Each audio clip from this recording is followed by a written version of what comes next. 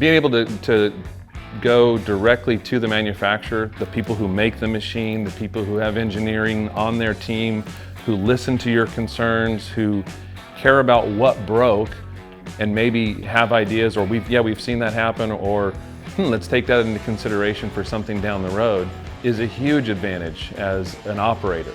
Because what we have today, in their many years of developing product, I started a relationship with Rotochopper just as a friendship thing 12 years ago, and to now be an owner now for the last 2 years running our FP66, we've had no downtime in 2 years, none.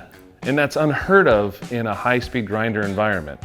And we haven't changed anything in our process to improve that. This machine is more robust and can handle the types of contaminants that we had gotten that would injure our prior machine that doesn't injure the Rotochopper.